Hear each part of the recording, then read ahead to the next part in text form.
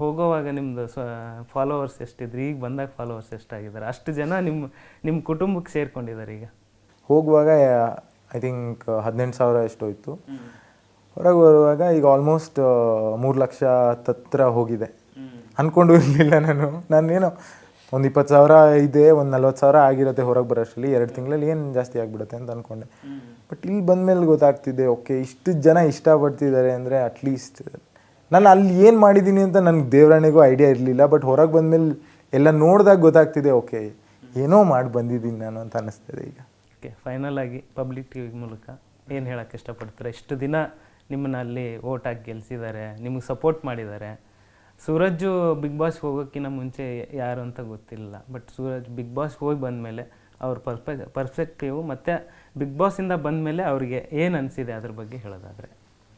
So ಹೋಗೋಕ್ಕೂ ಮುಂಚೆ as a common man ನಾನು ಹೋಗಿದ್ದೆ. ಬಟ್ ತುಂಬಾ ಕಲಿತೆ ಬಿಗ್ ಬಾಸ್ ಮನೆಯೊಳಗೆ. ತುಂಬ ಜೀವನ ಏನು ಅಂತ ಕಲಿಸ್ತು. ಅಷ್ಟು ಜನದ ಮಧ್ಯ ಅಷ್ಟೊಂದು ಒಪಿನಿಯನ್ಸ್ ಇರುವಾಗ ನೀನು ಹೇಗೆ ನೀನು ಹ್ಯಾಂಡಲ್ ಮಾಡಬೇಕು ಆಗುತ್ತೆ. ಆ್ಯಂಡ್ ಆಲ್ಸೋ ಲೈಫಲ್ಲಿ ನೀನು ಈ ಥರ ಸಿಚುವೇಶನ್ಸ್ ಪರ್ಟಿಕ್ಯುಲರ್ ಬಂದಾಗ ಹೆಂಗೆ ಟ್ಯಾಕಲ್ ಮಾಡಬೇಕು, ಮತ್ತು ಎಲ್ಲಿ ನೀನು ಎಫರ್ಟ್ ಹಾಕಿದ್ರು ರಿಸಲ್ಟ್ ಬರಲಿಲ್ಲ ಅಂದರೆ ಆ ಸಿಚುವೇಶನ್ಸ್ನ ಹೆಂಗೆ ಡೀಲ್ ಮಾಡಬೇಕಾಗತ್ತೆ, ವಾಪಸ್ ನೀನು ಹೆಂಗೆ ಮೋಟಿವೇಟ್ ಮಾಡ್ಕೋಬೇಕಾಗತ್ತೆ, ಅದೆಲ್ಲ ಕಲಿಸ್ತು ಸರ್ ಈ ಮನೆ. ಮತ್ತು ಗೊತ್ತಿಲ್ಲದೆ ಇರೋರು ನಮ್ಮವರು ಅಂತ ಹೆಂಗೆ ಆಗಿಬಿಡ್ತಾರೆ.